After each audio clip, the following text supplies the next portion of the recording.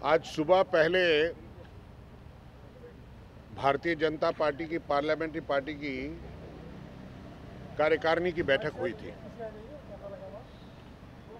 और अभी एनडीए के घटक दलों की मीटिंग हुई।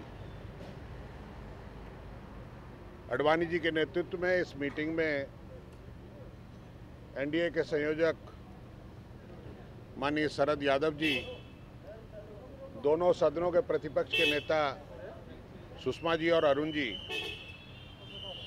शिवसेना के अनंत गीते जी और मनोहर जोशी जी,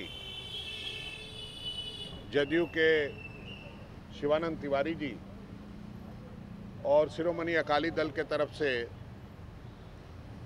नरेश गुजराल जी उपस्थित थे। सर्वसम्मति से प्रमुख विषय महंगाई और काला धन, इस पर फैसला हुआ और आडवाणी जी के नाम पर एडजॉर्नमेंट मोशन काले धन पर देने का निर्णय हुआ कि काले धन पर जो सूचियां ब्लैक मनी की फॉरेन बैंक्स में हैं उसको घोषित किया जाए, इसकी मांग करते हुए एडजॉर्नमेंट मोशन का नोटिस देने का निर्णय हुआ है। और महंगाई के विषय पर हम समर्थन करेंगे और ये दोनों चीजें, महंगाई और काला धन, पूरे विपक्ष से चर्चा करने के बाद निर्णय हुआ कि एक नोटिस हम दें, एक नोटिस वो दें। काले धन का नोटिस आडवाणी जी देंगे और महंगाई का नोटिस वाम फ्रंट वाले देंगे, पर दोनों नोटिसों का समर्थन हम एक दूसरे को करेंगे।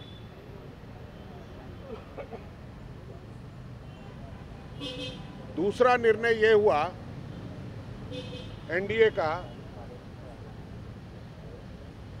कि 2G स्कैम में जितने दोषी, उनके तत्कालीन संचार मंत्री राजा थे, उतने ही दोषी और गुनाहगार तत्कालीन वित्त मंत्री पी चिदम्बरम हैं। प्रधानमंत्री महोदय ने राजा का तो इस्तीफा ले लिया, सहयोगी दल है इसलिए, पर अपनी पार्टी के सदस्य वित्त मंत्री पी चिदम्बरम का इस्तीफा नहीं लिया। तो जब तक उनका इस्तीफा मंजूर नहीं हो जाता तब तक हम पी चिदम्बरम का बहिष्कार करेंगे। तब तक संसद नहीं चलने की हम उनका बहिष्कार करेंगे।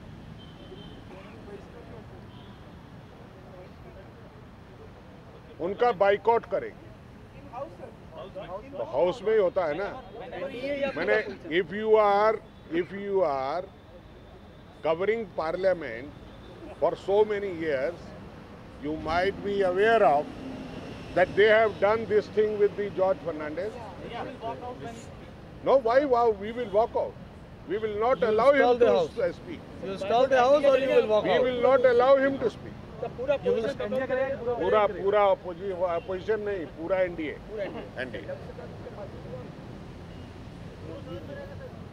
फार्मर्स दोनों हाउस में जो बातें मैं कह रहा हूं वो दोनों हाउस की हैं। सिर्फ एडजॉर्नमेंट मोशन लोकसभा में होता है, राज्यसभा में नहीं होता है। कपास के उत्पादन के कारण और उसका सही मूल्य नहीं मिलने के कारण किसानों की आत्महत्याएं हो रही हैं, खास करके आंध्र प्रदेश और महाराष्ट्र में। इस विषय को गंभीरता से लेकर उठाना है और फर्टिलाइजर के अभाव के कारण फर्टिलाइजर की ब्लैक मार्केटिंग हो रही है और लोगों को उपलब्ध नहीं हो रहा है। ये रूरल इंडिया का विषय है, इसको भी संसद में पूरे जोर से उठाना है। धान की एमएसपी तो फिक्स की है पैडी की, किंतु उसकी प्रोक्योरमेंट नहीं हो रही है, जिसके कारण किसान मजबूर है कि फसल पड़ी हुई है, प्रोक्योरमेंट नहीं हो रही है, वो या तो औने पौने दामों में लोगों को बेचने के लिए मजबूर है या आत्महत्या करने के लिए मजबूर हो रहा है। एफडीआई इन रिटेल, इसका बार बार सदन विरोध करता है, पार्टियां विरोध करती हैं, स्टैंडिंग कमेटी की रिपोर्ट उसके खिलाफ में है, उसके बावजूद सरकार इस पर कदम उठाने की कोशिश कर रही है। इसको भी रोकेंगे। राज्यों के और केंद्र के रिलेशन, जो कि भारतीय संघीय ढांचे पर आघात कर रहे हैं बार बार। जब फाइनेंशियल पैकेज की बात आती है किसी स्टेट के रिवाइवल के लिए, उनकी फाइनेंशियल रिवाइवल के लिए या उनको रिलीफ देने के लिए, तो जो गैर कांग्रेसी राज्य हैं उनको उसमें से निकाल दिया जाता है। तो संघीय ढांचे पर जो बार बार प्रहार हो रहा है केंद्र से, उसके खिलाफ भी आवाज उठेगी। गरीबी रेखा के एक नए मानदंड बनाए गए, 32 रुपए शहरी और गांव में 26 रुपए। इससे ज्यादा कमाई जिसकी हो दिन भर में, वो अमीर है, गरीब नहीं है। ये मानदंड प्लानिंग कमीशन में बैठकर नहीं, ये पार्लियामेंट में इसका निर्णय होना चाहिए। पार्लियामेंट इस पर बहस करे, चर्चा करे और नए मानदंड बनाए। सिविल न्यूक्लियर लायबिलिटी बिल, उस एक्ट को पास करने के लिए कितनी मशक्कत करनी पड़ी, क्या क्या नहीं हुआ देश में। आज जो वही इंडो यूएस न्यूक्लियर डील हुई, उसके कारण वो कैश फॉर वोट का केस चल रहा है। और आज जब वो कमेटी ने उसमें मजबूर किया सरकार को एक सशक्त बिल बनाने के लिए कि भारत के हित में हो, उसको कमजोर करने के लिए, रिडंडेंट करने के लिए नए रूल डिक्लेयर करना, ये पूरी तरह से अनुचित है। जब 5 दिन के बाद पार्लियामेंट खुलने वाली थी, उस टाइम इस तरह के रूल बिना पार्लियामेंट को कॉन्फिडेंस में लिए किया गया है, उसका भी विरोध होगा। महिलाओं पर बढ़ते हुए अत्याचार और तरह तरह का शोषण, उसके बारे में भी चर्चा होगी।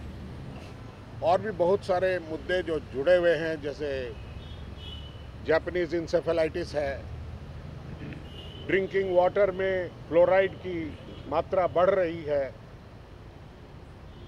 ये सारे विषय जो जनहित के हैं, वो विषय उठेंगे।